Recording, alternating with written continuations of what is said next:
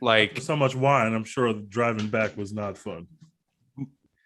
Yeah, and it wasn't even like those wines. They're not the wines. It's not like Boone's Farm or like Barefoot or whatever, where it's like you drink like 3 glasses of it, and the next day your head is on fire. It's like you feel okay after it, but it's just like after a certain point of when you're in your late 20s eating and drinking and I just had heartburn today, man. I just was like, oh, it finally got up to me. I was in the shower just a little while ago and I was just like, like you're not cut out for that life anymore, bro. Not anymore, man. Pass you by. Bro, after your wedding, I've been tired this entire fucking week. Worst decision of my life, driving back home from Waco at like 1 a.m. That's on you. That was on you. Why would you do that? Didn't have a place to stay. Didn't make a friend. So, yeah, normally I would like offer you our home, but not that night. No, thank you. Yeah, no, ill. Yeah. So Dex was out there stomping a hole in the dance floor and like meeting my entire family and stuff. And then he was like, "Oh, I'm just gonna go." Then we went out to the bars after the wedding, which I was exhausted. I don't know why we did that, but it was fun. And I don't know why we did that. And then he just is like, "Oh, I'm going home." I was like, "What?" Yeah. Mistakes were made. You got a dip. Yeah, I guess so. Were made. Yeah, crimes might have been committed, but that's fine. All right. On that note, welcome to the One Take Podcast, episode 87, 86. We're gonna get something. Yeah, sure. We've been doing this a long time. Dune episode. We were joined by Hussein Simons. He thoroughly enjoyed this movie. Hussein, welcome on to the podcast, man. Thanks for coming on. Yeah, no problem. Thanks for inviting me. You know, I'm going to enjoy this. Yeah, somebody has to defend Dune from the slander that I. You're probably going to be fighting for your life on some of that. I think we all enjoyed it, but like, there's definite holes that I'm about to poke in this movie of people that have like, people are calling it like a masterpiece, and I'm like, bitch, where? They compared this film to Star Wars. All right, once I saw that, I said, I better not see any mistakes in this film. And they shouldn't have compared it to Star Wars. Let's just say that. Well, look, the original Star Wars has tons of like campiness and mistakes in it too. And to be fair, Star Wars was inspired by this book anyway. So take what you will from that. And I think people have called it unadaptable, yada, yada, yada. So let's get right into what we're going to break this down as well as we know how, because this is convoluted. Even the movie is convoluted. Dune came out just a couple of weeks ago now, 2021 movie. This was delayed. This hit delayed hell. This was supposed to be out when? Like December last year. December of 2020? Jesus. Yeah. And so it's been done. It's been in the can for a while. Denis Villeneuve really pushed back. The director really pushed back on it going to HBO Max. You have to see it in the theater. Yeah, I kind of agree. But I mean, it makes sense now because he didn't have a sequel greenlit. He needed that money. Yeah, he needed that money. He needed people to be like, please. That's about a trilogy. We're talking about a trilogy now too. That's how. See, I'm just putting that out there. Mm-hmm. They're gonna need it because. Good Lord. Yeah. There's like 6 books. They're going to do 3 movies on the first book. Is a feature adaptation of Frank Herbert's science fiction novel about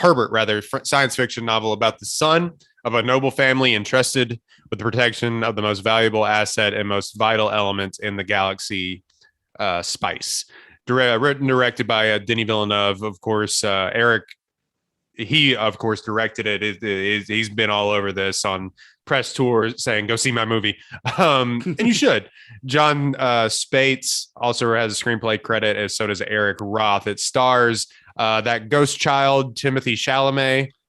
We're going to have the conversation with Timothée Chalamet because Royden is not sold, man. Royden slandering, and I might be hive. I might be hive after this performance. I'm not going to lie. Rebecca Ferguson, who you know from a couple of Mission Impossibles now. Zendaya for 5 minutes. That's not really a spoiler, just by the way.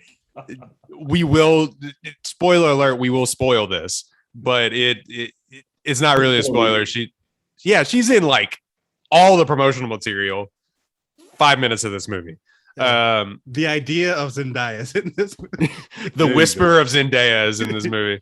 Oscar Isaac. I said Zendaya again. It's Zendaya. I do this every time.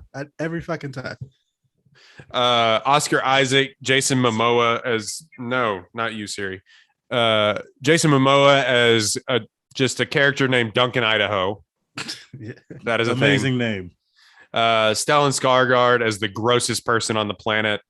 And then let's see here. Josh Brolin, Javier Bardem, stat cast, Dave Bautista in kind of an underrated role. He just kind of is there. They don't give him a lot to do. So yeah, it's stat cast, several Oscar winners, Oscar nominees, and Zendaya got paid the third most money to be on set for like 3 days. Absolute queen. This movie, Get the bag. That paper. Yeah, absolute queen. This movie was a blockbuster. It cost $165 million to make, which I'm surprised, it didn't cost more given the talent that's in it. It's grossed $223 million worldwide. It was Denis Villeneuve's best opening weekend, surpassing Blade Runner, which didn't make any money, by the way. I think it lost money, Blade Runner did, or maybe it was close to losing money.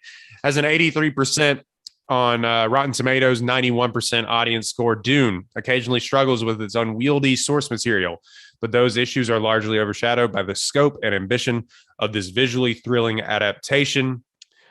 Hussein, go ahead, give it a review, give it a letter grade, A+ to F- if you want to. All right. Listen, when we're talking about, are you laughing already, bro? You're just like, listen. Listen, I'm gonna give it an A. Okay. For several reasons. One, we're talking about a director that knows how to translate emotion on screen. I think people go to movies in order to feel something, and you can definitely get a sense of not only the main character, Paul, Timothée Chalamet, and what his struggle is, but also the relationships around him. And for a movie that's set in the stage for an entire universe, I think it does that well. Not only is it a beautiful film, but it's one that crosses several levels of meaning simultaneously.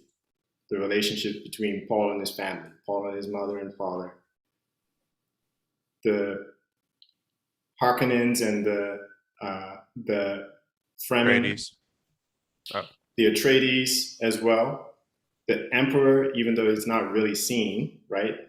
His emissaries come across. I think all of the storylines are woven together in a way that functionally makes sense.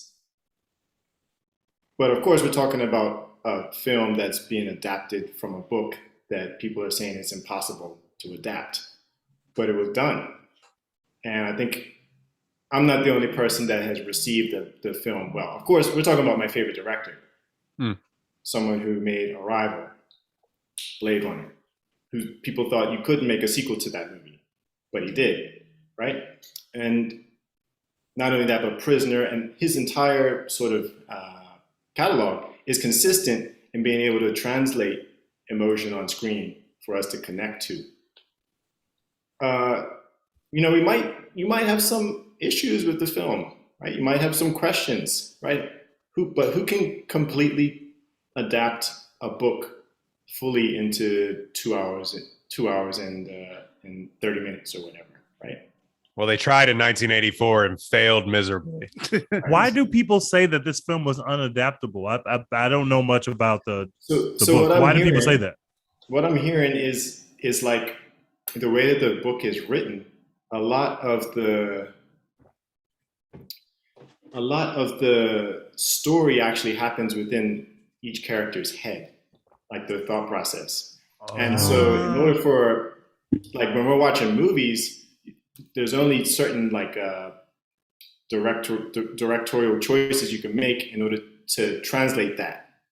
Either you actually go into the character's head and you have them speak to themselves in an internal dialogue, or you just do it emotively through their interactions with other characters on screen, facial expressions, X, Y, Z.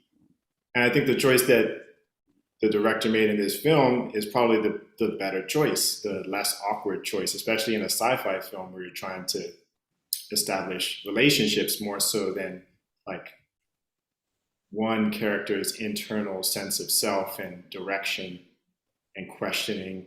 I think all of that comes across in how Paul is in relationships with his family and the team around him.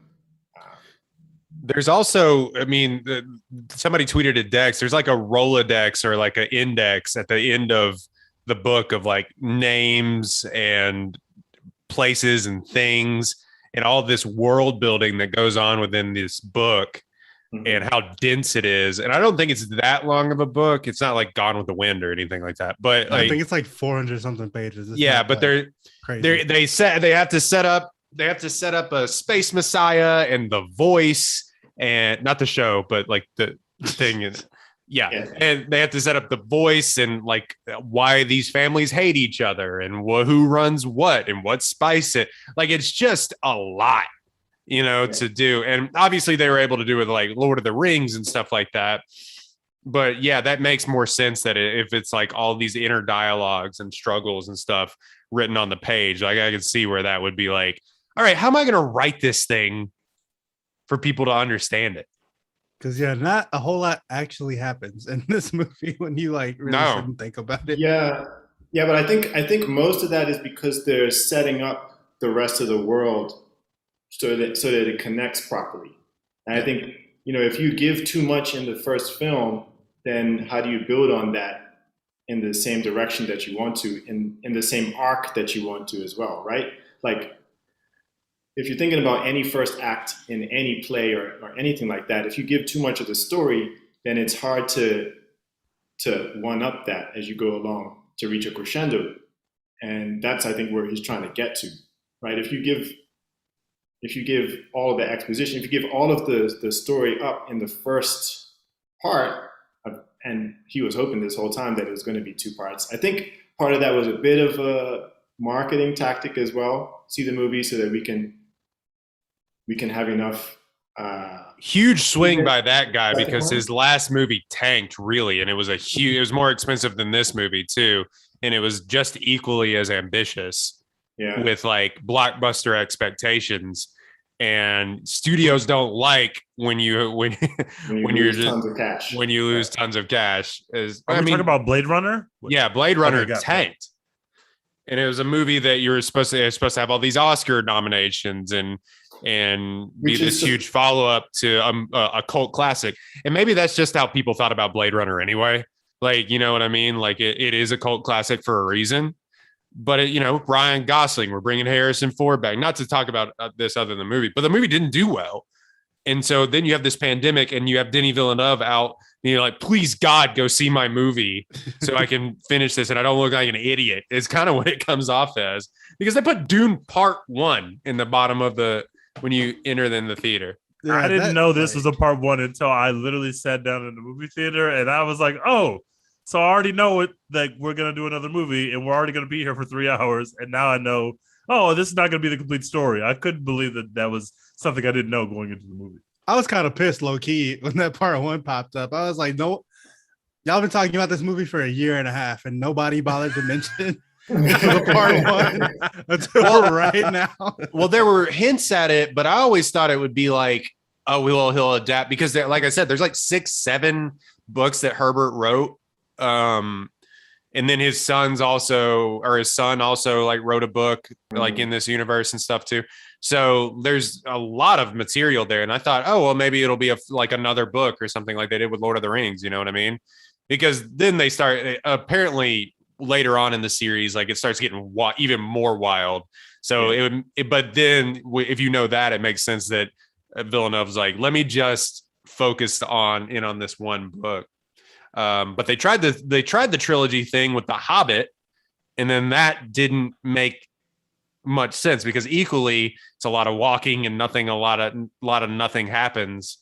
But for him to make this work, anyway, I'm gonna go off on a rant here in a little bit. Hussein, is anything else you want to add to your review?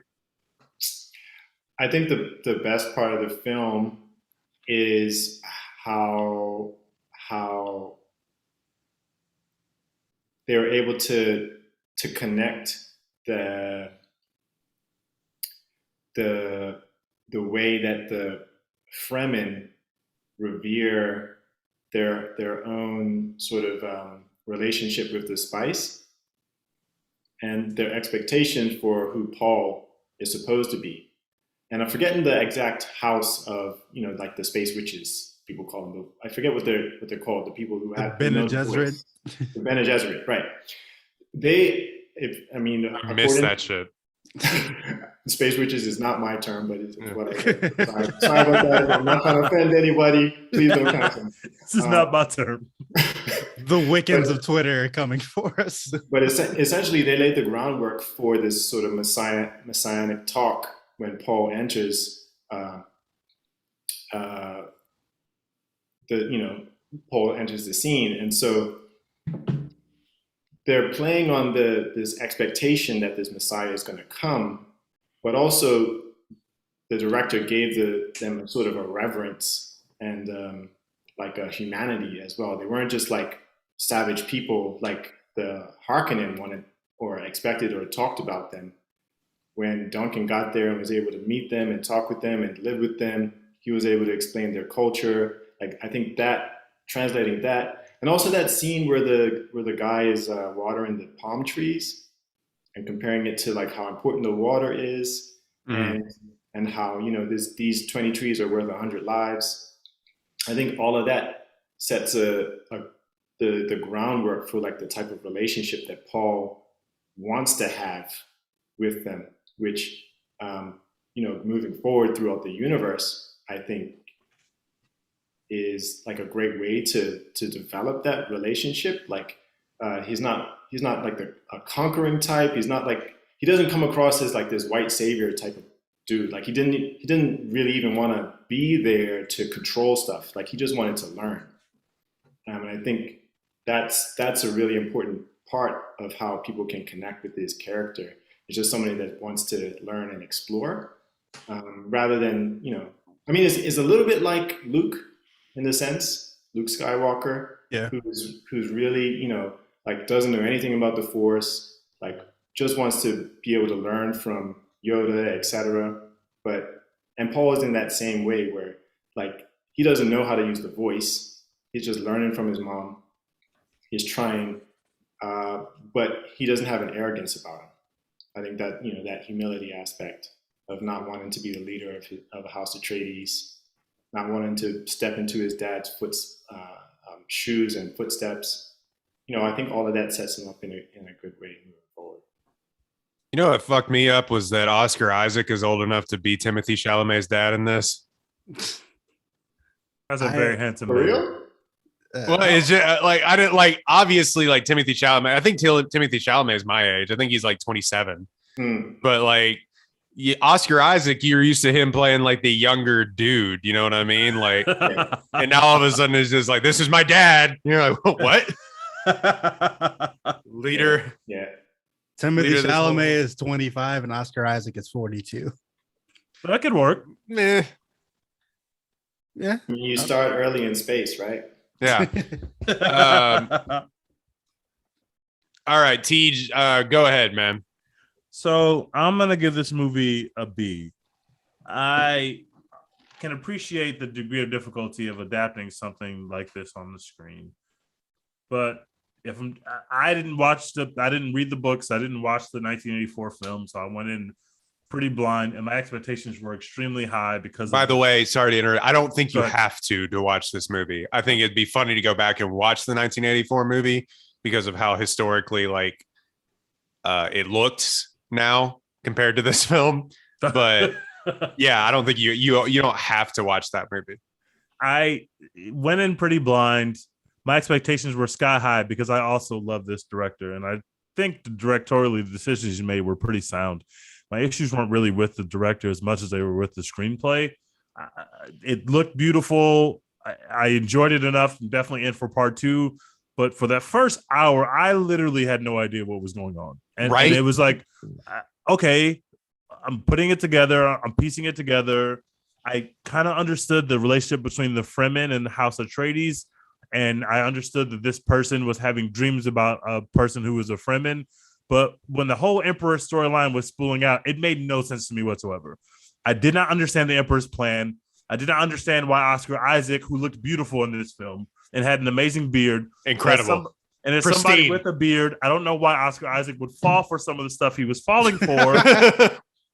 I thought the beard would give him power to say, this doesn't sound right. He obviously appreciated the danger in which he was putting his family and his house in by making this trip to go accept this gift from the Emperor. But it felt like he just was like wholly unaware of how ugly it was going to get once he got there. And then he got there, and then they just started picking people off one by one. It was just like, well, yeah, this was pretty predictable to see coming if you knew that there was danger.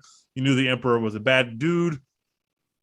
People afterwards explained to me the Emperor could not have just went and attacked House Atreides like where they lived, because then the other houses would rise up against the Emperor and he's not strong enough to fight them all at once, which makes perfect sense. I did not get that from the film at all. I did not understand why we were bringing them into the desert as opposed to just attacking them there. I think they said it when the Space Witch went and met with the Harkonnens to talk about like don't kill Paul and Jessica. Oh, okay. Well, I'll own that. I missed that. No. Like if that's the thing about this, if you miss it, you're done because it's just like what? Like why? I saw this movie twice. Which is not my term. I think it was. I'm trying to throw someone under the bus right now. So, hey, we're gonna take Space Witch and Space Jesus. Like we're just gonna keep. We're gonna run with it. Yeah, we're just gonna run with that. Space Neo. This was beautiful. Obviously, I feel like I was sold a false bill of goods because I really came for Zendaya. That's who I really came for, and then it was like, oh, she's not really gonna be in this film. But I will say the one thing I was really scared about was the Chalamet performance, because I'm not really a fan of any of his previous work. And I thought he crushed it. I thought he was great. Yeah. And so I'm with Dex. I'm on the hive. There was stuff he was doing with his, not the voice, like the supernatural voice, but like his voice and the way he was delivering some of the lines. I was just like, no, I think this guy has something. I'm in watching this performance. So that was really good, because without that, it was really just Oscar Isaac being awesome in the movie, looking beautiful, but there wasn't much else in terms of performances that really drew me in. What do you think about Rebecca Ferguson? I didn't necessarily like her character that much. That's the mom, right? Jessica, yeah. She did a lot with her eyes in terms of emoting, but I thought it was way over the top. Her emoting was way over the top. I kind of preferred the Oscar Isaac kind of stoic, I have a cool beard. She was in a different movie. Kind of guy. She was in a different movie, bro. It was frustrating me so much. Y'all are tripping. She was in a horror film. I felt like she was making horror film faces. No, she was in a different performance. She was in a different movie, man. She was making horror film faces like Michael Myers was around the corner. If you knew what the Bene Gesserit could do, then you'd be scared too, bro. Yeah, but I don't. So it's just like her screaming. She's the only person who's like an actual character in this movie. Everyone else is just like exists.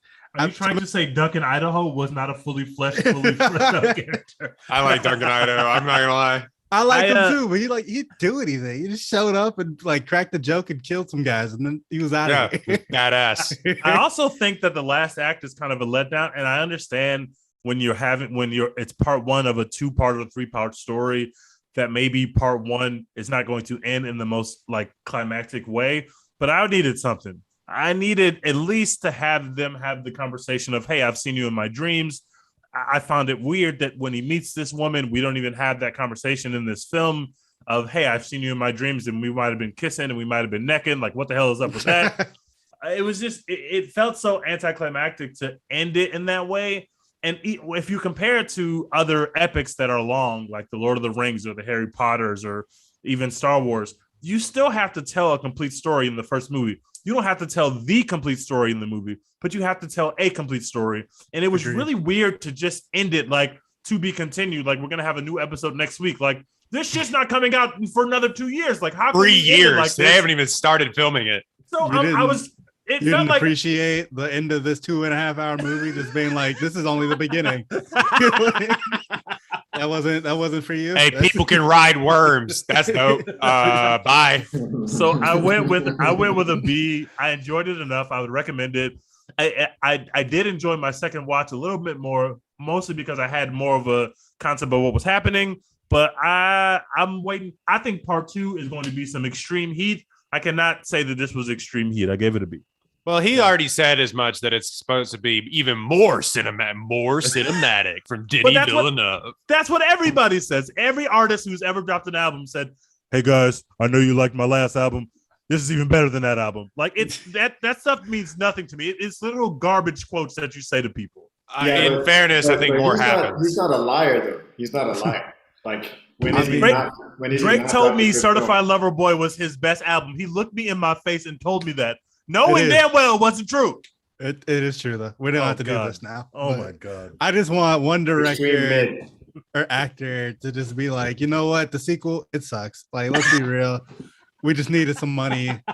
Y'all are gonna go see it anyway. Like, but we just had to make it. Well, there's a chance with this though. Like in Empire Strikes Back, way more happens than what happens in A New Hope.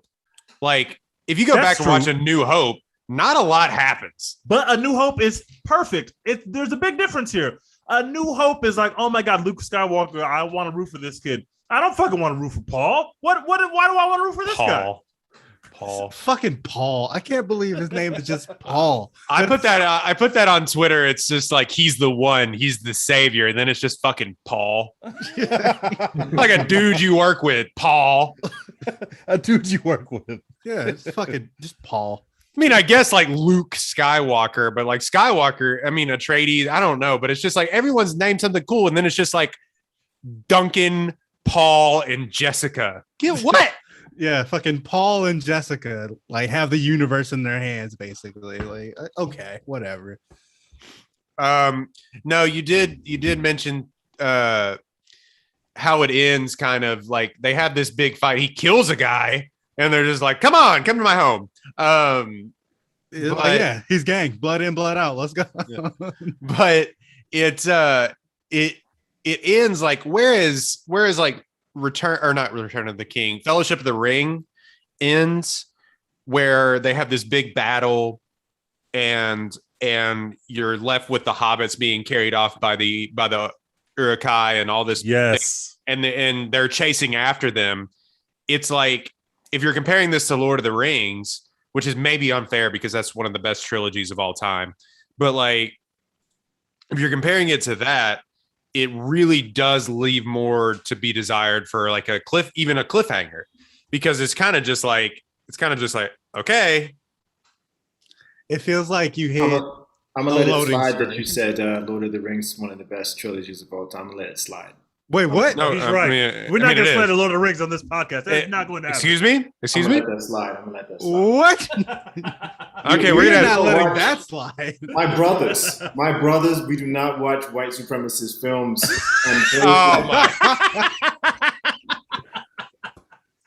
Wow. In a film where the ogres are placeholders for black people, my brothers. Oh no. Oh my God, we got Dr. Umar on the podcast. We're not doing this. This is not happening. We're gonna have to get that take at the end of the take at the end of the podcast. Literal Nazis in the films, the elves. Do you not see this? Oh my God. Okay. Well, moving on. We're just gonna let that slide. But yeah, the end of this movie. Open your third eye, bro. The end of this movie, it feels like Sauron. Open that eye. The end of this movie feels like you're you just want a video game level, and like the next screen is loading. Like, it doesn't feel like anything like just happened. It's like, okay, I gotta wait on a loading screen. Like, they could have made the ending so much more impactful. I feel. All right, let's think about it like this. Who enjoyed the end of Infinity War? I actually did. Yeah. Me? No. I'm not talking about. Okay. Now we enjoy the end of Infinity War. I'm talking about, you're in the movie theater and you're watching Infinity War and you're like, yeah, no, that was great. I don't think you're strange. satisfied. I don't think you're It was- satisfied, but something You're happens. No, Right. I think Infinity War by itself as a standalone film is the height of Marvel. So Mhm. I guess I'm the wrong person to ask about this, but I fucking loved it. And I knew there was going to be a cliffhanger, and I didn't care because so much stuff happened in the third act that I felt like I watched a whole story that was going to be continued later, but I watched a whole story arc. I did not feel that way with Dune. I feel like I watched the beginning of a story. I did not feel like I saw a whole arc. I don't feel like this character changed over the course of the film. I feel like he just moved locations. It feels like I read the first 5 chapters of a book. Yes, exactly. I'm kind of with Tej, like I like Infinity War more than Endgame, so like I'm probably the wrong person to ask this, but with that, something happens. You know what I mean? Like where we go, they just basically tell you, stick around, we'll be right back.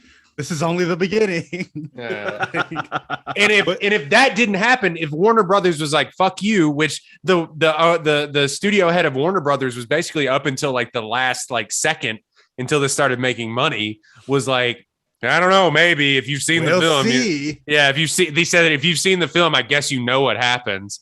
Which is basically, he never said, yeah, we're going to greenlit a thing. So if Denis Villeneuve took that swing and it missed, that's the biggest swing and a miss that I've ever seen on film. Like, you just can't, like, obviously he made a great film. Like, don't get me wrong, but the balls on that guy to just be like, this is how this one's going to end. They're going to think this is some heat. Yeah, I went and saw it on opening night. So like we hadn't had a sequel greenlit yet. And so that part 1 pops up in the opening credits. I'm like, man, what the fuck? And then we get to the end of the movie and it ends that way. And I'm like, well, I mean, it just feels incomplete. Like I don't know how I can feel about this. Continue this into your into your review. Yeah, it's like I don't know how to feel about this because we just don't have the rest of the story yet. Like we don't know. See, this is the issue with Netflix and Amazon Prime now dropping whole seasons all at once. That's fair. See, but I don't even need that. Like, we're less patient. Had I known going in, like, okay, this is part 1. There's going to be more to the story. It's a huge story or whatever. Because, like I said, I didn't read the book. I didn't give a fuck about the source material. Like, I didn't know kind of the scope and scale of the story or whatever. I just knew Dune was coming out, and a bunch of stars were going to be in it. It was going to be a big movie with some Oscar buzz. I got to go see it, right?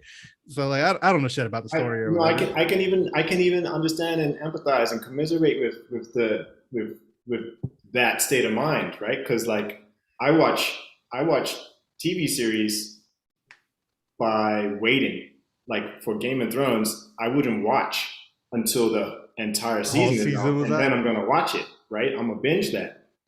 I think that's been affecting our media consumption. See, but for me, if they would have been like, view of the movie. if they would have told me going in that it was part 1 and like set that expectation for me, I would have been more. Would have been. I feel like I'm with Dex on that. I feel like it would. I knew going into Harry Potter Part 1 that it was Harry Potter Part 1. I knew that. I did not think otherwise. With Dune, I thought I was watching a whole story, and I was just like, "Oh, this is the first chapter of a story." Okay, cool. We're definitely the dumb ones here. Like everybody, like probably knew that it was going to be like we're definitely that, and people are just going to be like, say it like that. Yeah, no, I mean it's fine. Like we don't read, it's fine. But like we were definitely the dumb ones here going into it. But just the fact of like I'm agreeing with Dex, where if you put that part 1 on it, you're just like, wait, I didn't even hear that they were going to make a part 2 yet, and they hadn't. They just announced it on like Wednesday. That they were going to do that yet. So like, it's like Wednesday. Timothy Chalamet tweeted like, "Guess what?" And you're just like, so yeah, we could have got to the end of this movie, and then that would have just been it. Like, yeah, if it didn't do well enough at the box office, like, so I don't know. But anyway, I really enjoyed this movie, but I feel like I could have enjoyed it more. Like,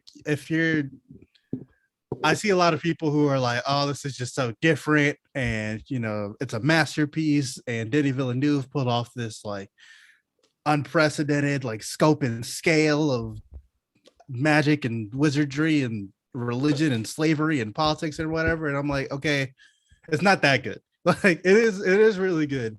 But until we see like the rest of this, it's hard to just really say like, oh, this is incredible. This is a masterpiece. This is amazing or whatever. Because all of that stuff that this movie kind of touches on, like the religion and the politics and, slavery and all that stuff, this movie itself doesn't like actually say much about those things. It just kind of introduces them, which is cool.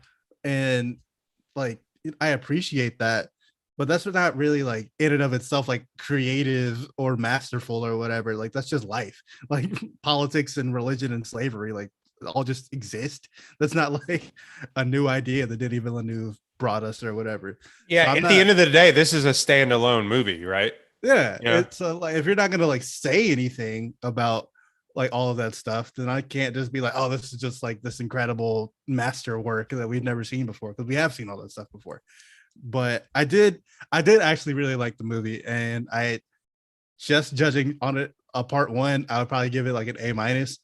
I'm not quite as high as like some other people are because of all those things that I just said, but it is just fun for me to watch. I really like the performances. I like Rebecca Ferguson, or is that her name? Yeah, Rebecca Ferguson. I like Timothée Chalamet's performance. I know Royden disagrees, but I thought this is the first time that I've seen Timothée Chalamet and be like, okay, I kind of get it now. I see like what other people. Same. Yeah, I see what other people. Watch The King on Netflix. Okay, I'll peep. I thought he was fine in that movie in a just a boring movie. King? Yeah. Oh, okay. He was in Little Women, and it was like anybody could have done this. Like, we're not here for you, but you know, I finally kind of saw the vision, like what people were talking about with Timothée Chalamet. He's 25. He's got plenty of time, so you know, we'll see how it goes from here. But I can finally see the vision. The only things that I didn't like were kind of like I mentioned, people around it kind of overrating it, and also it feels like they could have done more with each of the characters. Like Oscar Isaac. They had Oscar Isaac out here looking like a little bitch, and apparently he's supposed to be like just this master politician who's like running the world, and the emperor has to get him out of the paint or whatever because he's so powerful. But he just gets bitched like by every single person that he talks to. Like his baby mama, not even his wife, his baby mama just using him like to mix bloodlines. Like she doesn't give a fuck about this man. I didn't even realize until he said I should have married you that I was just like, wait, what? Yeah, baby mama just here like, hey, we just need the dick, like drop some sperm off, like we're trying to make the Messiah. Don't give a fuck about you. No marriage. Don't need that. We'll just come on. We're just breeding here. Let's go. Dr. Uwe like fucking owned this man. Like Dr. Uwe cooked this man. The emperor obviously on his home court. The emperor cooked this man. The baron cooked this man. The judge of the change cooked this man. The Fremen like leader guy, he cooked this man. Like Oscar Isaac is fucking trash in this movie, but we're told that he's like this really powerful political operator who's like building all this power secretly, and the emperor's got to get him out of here. It's like you couldn't show me any of that. You could only show me him being a bitch. Like that's probably how it is in the book. You just pick up where Timothée Chalamet's life begins in this movie, so it's just like there's dozens of years of rule and siege and everything else. I would have cut the last hour of this movie. Like it's like an hour after House Atreides like falls or whatever. Like there's an extra hour of this movie. I would have cut all that, and I would have put where they're just roaming the desert. Yeah, I would have put that runtime into like actually exploring these characters and making some of these deaths matter. Because it's like Duncan Idaho, he dies, and we don't like he was cool, but you don't really care that he died. Josh Brolin dies. He was cool. Does he? Don't really care. I mean, looked like it to me. I don't think he's dead. Folks out there getting cooked, but even if he's not dead, I mean, I still don't care. Did anyone find the film boring in spots? I know Hussein did not. I did. I was bored. Some, not the whole film, obviously, but it's that first slow. hour. It was moving at a very slow pace, and I wasn't bored by what was happening on screen because it was visually stunning to look at. I watched it in IMAX. Good. You should, if you can afford to go see, like if you can afford $5 more to go see this at the movie, like go see it in IMAX. Like it's definitely like, I hate when people tell you have to see it on the biggest screen possible, but yeah, kind of. Like kind of have to see this on the biggest screen possible. I think you really do. Like if you're watching this on your like iPad mini, like you're not getting your 2014 MacBook Air is not going to give you the full effect. No disrespect. This thing might break your Retina display.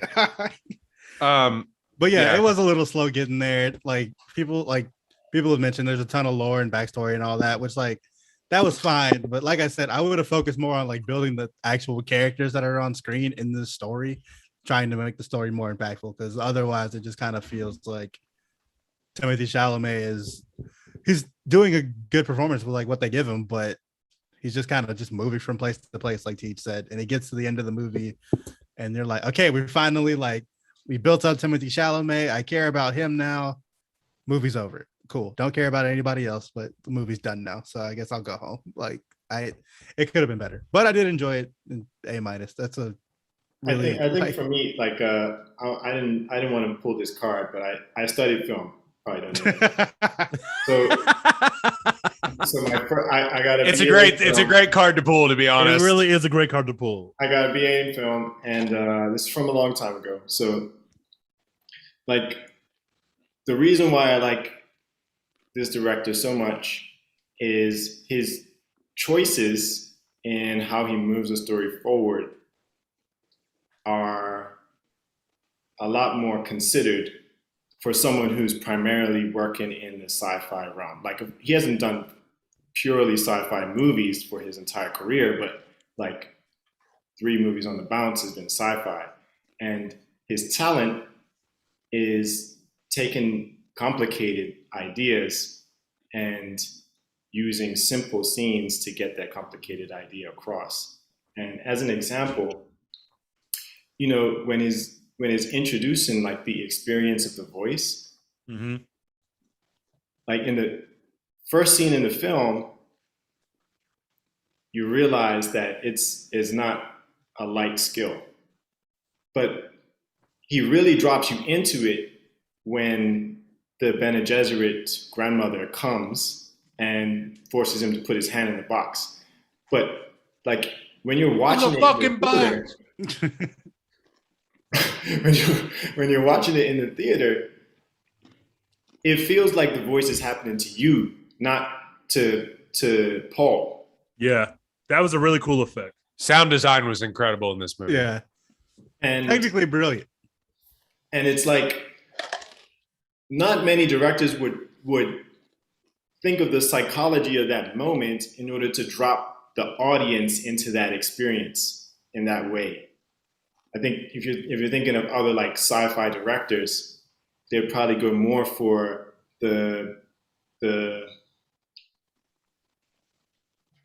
experience of like the entire scene itself overall, rather than pulling us into like when the voice is happening to you, there's nothing you could do about it. Yeah, like you get that from that scene. And then it builds on that. But like for this film, that's just one example of it. But like at the end, let's say at the end of the movie, right? When Tej is expecting Paul to talk with Zendaya and be like, "Hey, yo, you know, we've been kissing in my dreams." My dreams mean something, right? What's sure, good? I don't know. What's good, baby girl? Like he's been telling all of his coworkers, "You were in my dream last night," right? But like, he has the same respect for her people that his dad did.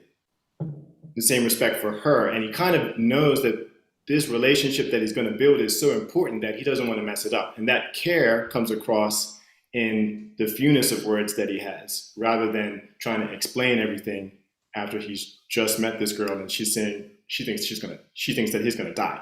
Like, that's the conversation. Hey, you know, like in my culture, if you fuck up, we're gonna kill you, and I think you're gonna die right now. Hope you make it, bro. And he was like, all right, bet. I love that, honestly. Good luck to your mans, but I'm built different, said Timothy Chalamet. I just loved her being like, "Hey, bro, you about to get cooked, but like, I mean, you might as well go out with a badass sword in your hand." Like, I mean, and he was like, "Cool," and he started messing with the guy, right? Partly because he knew that he was a better fighter, but also because he respected them so much that he didn't want to kill him. And he also I enjoyed anyone before. Yeah. I enjoyed the scene. I enjoyed that scene, actually. But that's just not what you should end the movie, I feel. Right. I just to give a quick review. I know we've talked at length already about it. I think this movie was technically brilliant. I think, like I said, the sound design. I think the scale. There's not a lot of things you talk about, but when you do see this in IMAX, yeah, I think you kind of get a feel for like when they come and give him the decree on the Atreides planet, and it's like all the priests and stuff, and the guy steps out with the scroll, and they just come down in this like big egg looking thing, and then they step out and they're like this big, and they step, and I was like, holy shit. That was the moment I looked at Kaylin and I was like, whoa, like it's crazy looking. The sort of scope and scale of how they make everything, how big everything is in this world. I thought that when there were action scenes, I thought it was incredible. I thought the effect of the shield thing was phenomenal. This is really shitty in the 1984 film. Isn't it like a box or whatever, like around them? Yeah.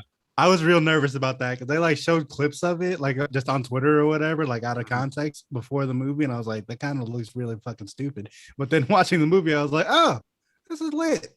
In context, it makes sense because everybody has it. Like, why wouldn't you? If you're an important figure, like, why wouldn't you have that technology?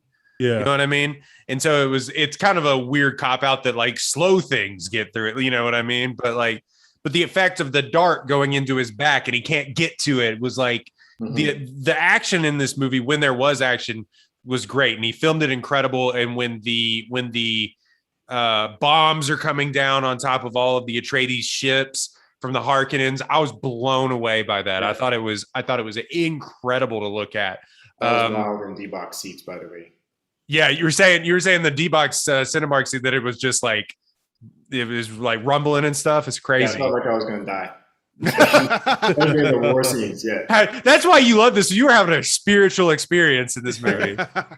I thought that, yeah, like them wandering up. I know it's a part of the story, but I was able, like, when they first wander the desert and they're in the tent, like, and he's like experiencing like the spice and the voice. I was like, I just got up and went to the restroom. Like I was just like, I didn't, it didn't matter. Like, I understand it's like for the character building, but I was sitting there going like, all right, some of this stuff, like even we can cut some of it, even though you're having 2 or 3 films, you know what I mean? I liked a few of the characters. I liked Duncan Idaho, Sumi. I thought Jason Momoa was like the most charismatic one in this movie, and in a movie that needed charisma. It really did. It was so self-serious. And I think Denis Villeneuve, like Duncan Idaho, if you don't know, becomes basically like the main character later on in like these books, apparently. And wait, so how? Did he not die? There's like rebirth in these movies. Like you can clone people. Oh shit. Jason Momoa's coming back? If they make like the second or third book, he comes back.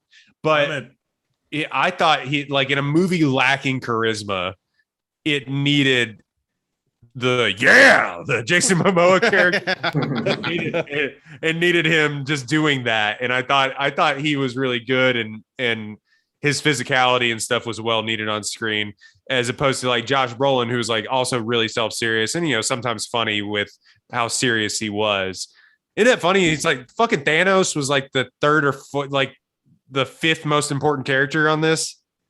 Yeah, Thanos is just your bodyguard. Yeah, it's crazy, and I don't think he's dead. Spoiler: I don't think if you see him die, if you don't see people die on screen, I don't think they're dead, and especially if they're that important. Rebecca Ferguson was important. Yes, I think in the books he actually is important. Okay, but Rebecca Ferguson was in a completely different movie. I can't believe this. I feel the same way, man. I can't. Like, I understand, like, she's a part of this whole different lore, but we don't know that. She's like the only character in this movie that has like anything to do, really. Like, I guess, but some of the stuff when she's like sitting out and she's so scared of like the witches and things like that, and you're just like, why? Because we need fucking witches. Like, we need a better explanation. We don't know. It's her son, and she knows that her son might die. Like, she just gave her son to judge her about. She gave her son to a witch with like an evil magic box that he has to put his hand in, and like she can hear him screaming on the other side of the door. Of course, she's scared. Like, yeah, I thought the Skarsgård Harkonnen character, while creepy and stuff, was kind of like a character he's played in a few movies, actually. Fair. And I think Timothy Chalamet whispered his way through this entire movie. It wasn't a good performance. Oh, I think. God. I think he mumbled and whispered his way through this entire movie, and I was supposed to believe that he's a great fighter and warrior, and he's just the ghost of a Victorian era British child. And it just, I know that's fine. You can boo me and all the, I'm going to get canceled on the internet because he definitely has people on Twitter. He's like BTS. He definitely has people on Twitter that'll like come for me, but like, I can't wait till they come for you. they should come for you. I don't think he was good. I don't think there was any depth or anything. They're like, he's important. Why? Like, he's just like, he's My the man one. was going through it. You see the pain in his eyes? No. You hear the pain in his voice? I think it's inflicted. I think there was some things that he was great, like as far as like expressing emotion, but like they, like you said, like his eyes and his facial expressions were good, but like some of them was like, I don't want to use the voice. I think I'm just gonna like go and like, what are we doing? And I was just like, speak up, man. Like, what are we doing? It really felt like he whisper talked his way through this entire movie, and it was supposed to be like this deep character, and that was his version of like a deep character. And I'm just, I'm not there. And I ended up caring about his character more at the end of the movie, which we were talking about the end of the movie. Like, he just started talking louder to you. That's what made you No. care more about it. no, I cared more about like the story as a whole. Like, what are we going to do with this Messiah character? How does this voice thing work? You know, like what are these dreams? Because he has a dream about the guy that he murders, like being his friend. Like, what is that about? I cared more about the story and the advancement of these characters more than I did about the characters themselves. If that makes any sense. Not really, but like I just cared more about like where the story was going more than I cared about Paul Atreides, to be honest with you. I mean, because at the beginning of the movie, he's just like a kid, basically. It felt like watching The Lion King, where like Simba is just goofing off, and then Mufasa's like, you know, everything the light touches is our kingdom. We're going to Arrakis to help the Quite Fremen. literally, everything is Macbeth. That's really all it is. Yeah, everything comes back to Shakespeare. That's why they teach it in school, kids. But like, yeah, the first part of the movie, he's just some like goofy kid, and then he finds out about being the one, and he's like, oh, all right, bet. I can flex that a little bit. Starts flexing on the people of Arrakis. It's dope. No, I think I'm more geared for a sequel than I thought I would be, but only because I want to see what Villeneuve can do with like more battle scenes and things like that. I want to see what he can do with more action and the where obviously they set up like Paul Atreides is going to learn how to ride a worm, like pause. But but yeah, I think that, you know, also I thought like it was kind of like there was a big gap where they're wandering the desert and then they run from the sandworm, and that was incredible looking, but you had seen that in all of the promotional material. If that would have just happened, like obviously they want to get you in there, but like if that had just happened, I would have been like, what the fuck? Because it was the scale of that also too. Like there's a shot where, and they saw it in the promotional material, where it's like just him on the rocks looking up at this big, what looks like an asshole, looking at, and he's staring down the barrel of this thing. And yeah, it's just, and it's then just it recognizes him. What? Explain. It recognizes the one. Well, did it? I did not pick up on that at all. I mean, I thought the guy was like, because we used the thumper thing. I don't know. I just thought the set design, sound design, all of the technical marvels of this were, it really was really great. It's not like we hadn't seen anything like this before, because we've been watching big movies for several decades now. Ever. Yeah. So literally our entire lives. But it was great to look at. I'm not taking that away. It was incredible to look at. When the bombs are coming down and going through those shields, I can't get over that. But and I think this will be right up there with like best cinematography. Shouts to the Dragonfly airplanes. Shouts. Yeah. Also, Those are pretty so cool. dope. Those are pretty cool. yeah, and when he's spinning through when they're running from the Harkonnens. Batista. Yeah, they're running from the Harkonnens, and it's like they're in the middle of the storm and everything like that. That was awesome. I just didn't care about Space Jesus to begin this movie. I care a little bit more about Space Jesus. He wasn't even Space Jesus yet. He didn't Yeah, become not Space even- Jesus until the middle of the movie. Yeah. And so, but also, we've talked about it at length, but like when you go into the theater and they put part 1 in this movie, you're like, oh, I don't really have to give a shit about this one. Yeah, you're just like, oh fuck, like, because They're literally telling you don't have to give a fuck about this everybody movie. knew this movie was long as shit. Like a 2.5 hour movie. True. I'm like, that's a long ass movie. And so like everybody had that expectation going in, and then you find out it's a part 1, and you're just like, well, what the fuck? Like, come on, man. See, I'm going to put this up to your American impatience. These Americans. That's fine. That Yeah, might be I mean, fair. I'll be that. Like, that's cool. Everything But that it's we also have. like Star Wars in More 19 now. Yeah, well, in 1979 or whenever the Star Wars came out, like they didn't think he was making that. George Lucas was making that movie, not thinking that anybody one, let alone watch it, but 2, it would be as popular as it was. And so they just made a film that kind of ended. And then like 5 years later, literally, they had Empire Strikes Back, where it's like, now it's like if you announce a part 1, like with Fellowship of the Ring, they were filming those movies back to back to back, regardless of how well they did. He filmed those movies literally one on top of the other, and they didn't stop for like 4 or 5 years until they were done. And so now it's just like you've announced that this is part 1, but you had to take this bet that you would do well. Now you're leaving audiences like waiting impatiently, and that is impatience. But now you have to really sell on that part 2. You have to really bring it. If you had part to, 2. That's unfair because you have to like now live up to an expectation that, oh, people are calling this one of the best sci-fi films of the last 20 years. And then all of a sudden now you have to sell on that fact in the part 2. what do y'all think if you had to handicap it? Let's assume part 2 is also released both in theaters and on HBO Max or whatever streaming platform.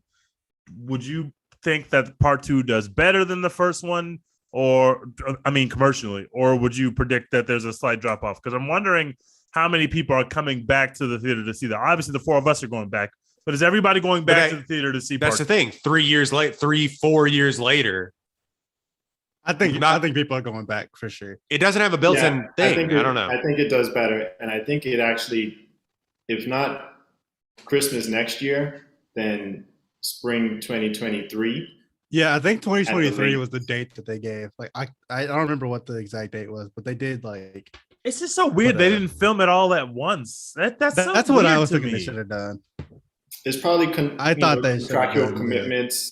It Actors wasn't got to do other films. That's yeah, fair. it Zendaya wasn't is a busy. COVID thing. It wasn't a COVID thing either, though, because it's like I just think that the Warner Brothers Studios like, oh, just reel it in here, Denny. Like they were just like, we'll say it's good to film a second one when we think so.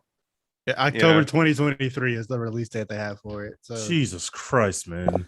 yeah, 2 years from now. But still, I thought it would have been better had they done it like Kill Bill, where they shot just one long ass movie and then chopped it in half and put it out in theaters like separately. That would have been dope. But whatever, man. I'll be back. I feel like more people will be back, especially because this is going to be on HBO Max for a long time. So like you have 2 years time for people to be able to go on HBO To Max, rewatch it, read watch the this book if shit, they want yeah. to. Are we hear sure about it. Like that it's going to be just 2 movies, or is it going to be 3 movies? Do we It's know? Possibly three. possibly 3. Interesting. I don't know if I'm him, like far be it from me to tell this director who's obviously a genius to tell him what to do. You should only make 2 movies. Wrap it up. I know. Bro. Like, come on. Wrap it up. But I think you could do it. Like you spent a lot of time doing exposition, which I did want to point out. The exposition in this film, while there was a lot of it, I liked how they did it. Where they like threw the book on tape or whatever. Like it was basically like the films where it's like the Atreides are this and the Harkonnens are this and the spice. This is what spice does. And where he's learning it as you're learning it. I thought that was a really good filming choice too, because you could have somebody just be like, Paul, listen, this is what spice is. And did y'all think it was weird? So the prophecy of these. By the way, I give it a B+.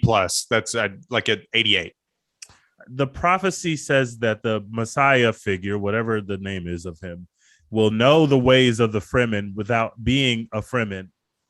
And the way that he knows the ways of the Fremen is just like by watching videos on YouTube about the Fremen, like educational videos. I thought that was super weird. It was when he put on the suit in the correct way. She was the master. I forget what her name was. Judge of the emperor. Yeah, the boots, and she was like, "Oh, how'd you know how to do your boots like that?" And he was just like, "Oh, it just made sense."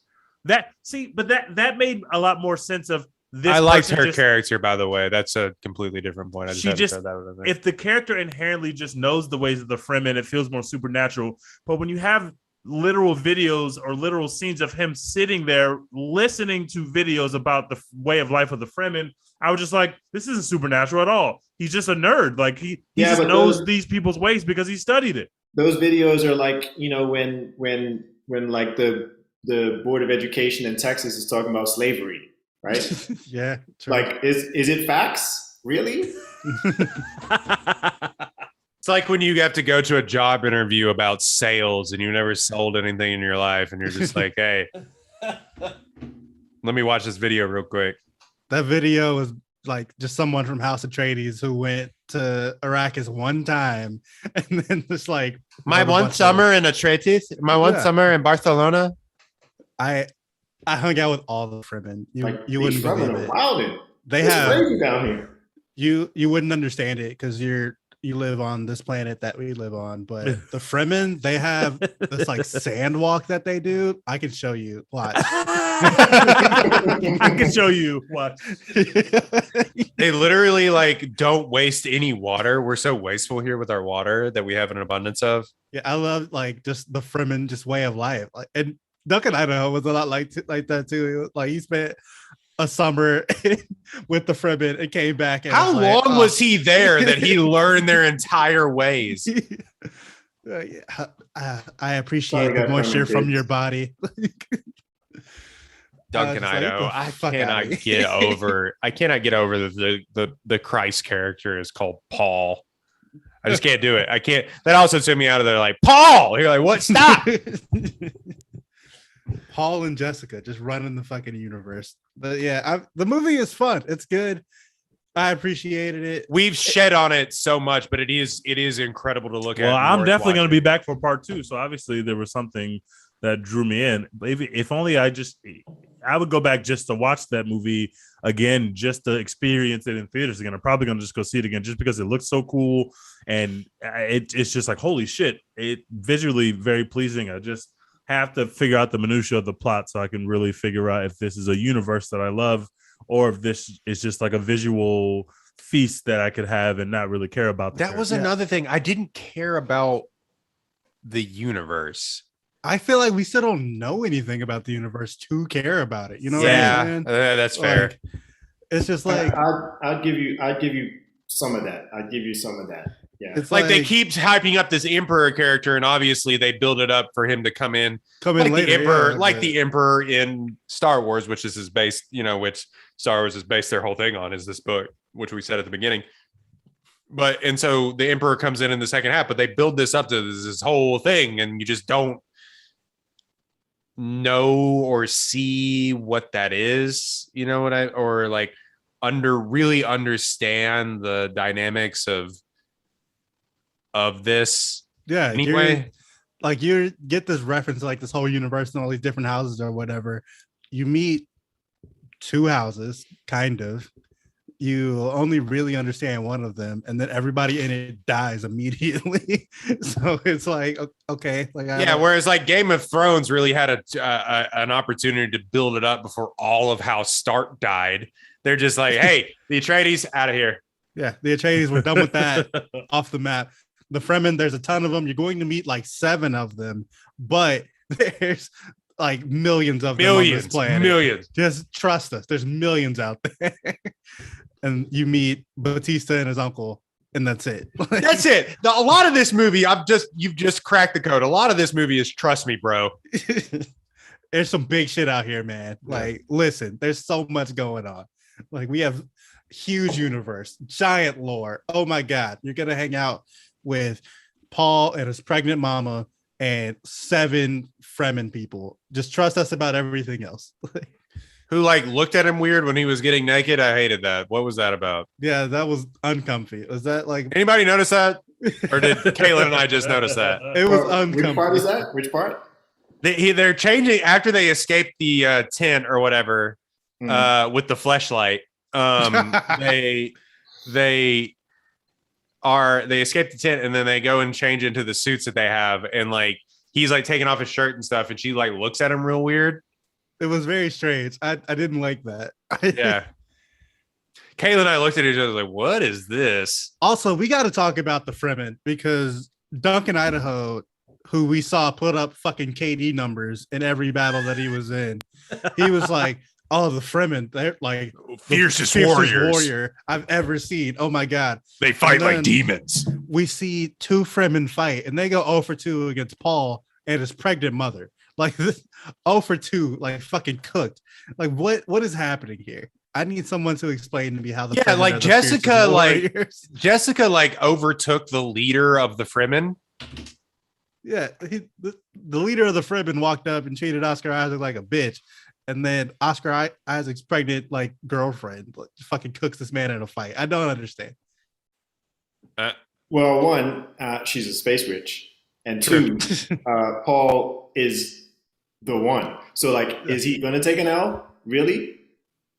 I mean, it could have been like at least a little closer. You know what I'm saying? It's a fucking Alabama Notre Dame title game. Yeah. Like, no, I think I was kind of taken out of it just because of how like obviously it's in the script and stuff. Like Timothy Chalamet is supposed to look like a child. Like he's supposed to look like a young man. So, but like how skinny he is and everything is, but he's whooping these dudes' ass. I'm like, what? That for me took me out of it. And maybe I'm the dumb movie boy because I'm used to like Chris Evans and shit and like Thor on screen, like whooping ass. But just like skinny Timothy Chalamet has taken this dude to task. Like, hey, like what? You need to respect Chalamet. He was putting the beats on people, and I appreciated the performance. Oh, you respect him killing that black man in that desert? Hey, man. You had to get it back in blood, bro. You had to get it back in blood. Hey, bro, you came from my mama. I can only tolerate so much. What am I supposed to do? There's no PC once you come from my mama, bro. Everybody got to get it. I just didn't. There was another thing with that too that I didn't understand. And obviously they'll probably explain it later in sequels. Is I didn't understand the visions and like how they worked, because some of them ended up coming true within like how he saw Zendaya and whatever her character's name is, but like how he saw her walking through the desert and stuff. But then it would like flash back to like things that obviously didn't happen with him, or the way that he killed the guy was different than the vision, right? It shows Timothy Chalamet dying, but then that's how he kills him. You know what I mean? So that never was fully fleshed out to me, and I didn't get it. All the backstory we get on the visions is just the witch grandma being like, so do you dream things that like happen is like exactly like you dreamed them? And he goes, not exactly. Yeah, he goes, sometimes. He literally says not exactly, and then we move on. Just never talk about it again.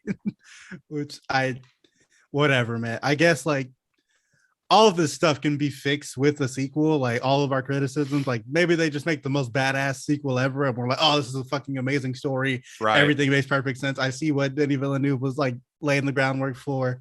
Perfect, phenomenal, amazing, or whatever. But Trust the process. I have very little faith in the process. Like, I don't even think, to be honest, I don't think this is Denis Villeneuve's best film. Like, Well, he made Sicario, so that's a really high bar. I feel like it's impossible for this to be his best film because it's not even finished. Like we don't know the rest of it. It's not even finished. So in terms of his best film, it's clearly Arrival, and then Sicario, and then Blade Runner, and then Prisoner. Is Blade Runner good? I've never seen it. It's fine. I've seen the original. I still haven't seen the sequel. It's the same as this to me, where it's like incredible to look at. I think there's some good performances within it, but it's also like mad boring at some points. No. Yes, absolutely. It's one of those things. Like I missed it in the theater, and I was like, I can't watch this at home. Okay, I need to ask one question so I can understand the context here. What do you think about Arrival? I've only seen Arrival once. I thought I was blown away by it. It's great. I think it's the most I've liked Amy Adams in a film since like Enchanted. But like it's the most I've liked Amy Adams in any film. So I love Arrival. That's I thought it was good. I think like I forget what happens at the end, like how they resolve everything, but they were like spelling an alphabet the entire time, or basically whatever that was. I think it's great. I really need to go back and watch it and kind of see what he was getting at with that film. I think an underrated film that like literally no one watched was Enemy from Denis Villeneuve. Like literally no one watched that movie. And then Prisoners is a tough hang if you've ever seen Prisoners. Which one is Prisoners? Is that the? That's the one with Hugh Jackman. Hugh Jackman, where he locks the mentally handicapped guy in the. Jamie Foxx in that or no, Jake Jake Gyllenhaal, and Hugh Jackman, Paul Dano, and Hugh Jackman. Okay, then, that's not what I'm thinking of. No, a child gets kidnapped, and the father goes on sort of this spree of trying to find out what happened, who did it, and it's a very dark movie. One of the darkest movies. Those theater, it got so. I think it might be his most successful film outside of maybe Arrival, but like it got tons of hype, and the theater was packed for that movie, and then everybody was like, oh shit, this is not what we thought it was. Like they did a switcheroo on us, and everybody was like, ooh, this is dark. And like, you ever been in a theater where with something that is like the source like is way more heavy than what people are prepared for? Yeah It's a weird feeling, a weird vibe in the theater. So any more thoughts on Dune? Obviously it's on HBO Max same day this broke. Good thing for movies though, I will say this: we were worried about the HBO Max thing, and rightfully so. This may have made more money if HBO Max wasn't a thing. I don't think so. I think people got the gist of like, you got to go see this here. I think people are trying to get back to the movies slowly and steadily. Good thing for the HBO Max simultaneous release that this made money. I will say that, as much as we've sort of gone back and forth on if it should have a sequel or whatever, great thing for movies that this is actually making money. True. And I'm glad that everybody's back at the movies because God, please don't kill movie theaters. Kill me first. Just please. 1,000%. I am with you on that because I appreciate being able to watch movies on HBO Max or whatever. It's cool. It was especially great during the pandemic because I didn't want to be next to y'all in movie theaters. But now that y'all are gross. Y'all be nasty. I'm triple vaxxed up now, so I'm taking my chances. I'm going triple vaxxed. All right. You live triple vax team, bro. Wow. So I'm good now. Say you have money without saying you have money. What? I just appreciate being able to go to the movie theaters. I don't have to watch on my broke boy TV. like the Game of Thrones directors pointed out, like where shit is too dark sometimes or whatever. Hey, fix your TV, fam. Yeah. It's on you, not us. We didn't. We shot the up. shit perfectly. What are you talking about? Yeah, I'm lucky. I'm lucky they got vaccine mandates up here for movie theaters, so you got to show proof in order to get in. I had that at a concert this week, and I've never felt more safe. I'm not gonna lie. It was still packed, so like whatever. But like I was just sitting there going like, yeah, I feel better than everybody. I mean, an MGK concert, it feels like the kind of place where people would bring COVID if they had to. Yeah. No, I mean they did. Yeah. But yeah, this is a really dope movie. You should go see it if you have the time or the money or whatever. Like it's definitely worth watching. Don't let us shit on it for you. And if you like this movie and you think it's the greatest shit in the world or whatever, that's great. I disagree with you, but do your thing, fam. Probably It's right. nice to love things. You think it's the greatest thing in the world? You know, you're probably close to being right. Let me read off some Twitter reviews from us. Please read Derek's. Somebody said second best big worm in cinema history. That's an amazing tweet. Incredible tweet. Let's see. And then we got Derek Foltz, a longtime guest on this podcast, said a new obsession of mine, the mixture of sci-fi and mysticism, is something we've seen before many times, but never really as interestingly as this. Denis Villeneuve is a master filmmaker. Timothée is perfect for this role. I mean, the whole cast is amazing. 5 stars. Chalamet Hive, we are here. We're here. Legion. It's time. Matthew Workman said an excellent sci-fi film. The performances were great, and Denis Villeneuve did a fantastic job. And this is my favorite. Connor Source Rex says amazing movie. I understand why some people might think it's boring. I want Rebecca Ferguson to use that voice on me. Wait, are people into Rebecca Ferguson? I am now. Oh,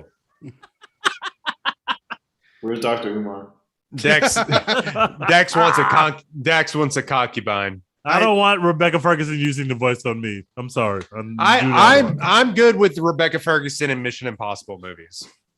Like not good as in like I don't want her to come back. I want just 18 Mission Impossible movies. Yeah. She was also in that like weird Hugh Jackman dream movie that just happened this year that nobody saw. So, you know, I've been exposed to Rebecca Ferguson a lot the past few months, and I'm with it. I'm gang. She was the opera singer in that very false P.T. Barnum movie. She kind of scared me in this Greatest film. Showman. I'm not gonna lie, I was scared. She was scared. I was scared. Everybody was scared. That's the part that did it for me. She was scaring the hose. Hey, stop whispering. You're scaring the hose. Can we ask Hussein his movie hot take now? Because I know he's about to deliver. No, we're about to do our draft here in like 2 seconds. We'll do the hot take at the end. All right, we're gonna do our sci-fi movie draft right after this ad break from Apollo Houston. I have to pee so bad. We're still live streaming, so you can keep talking.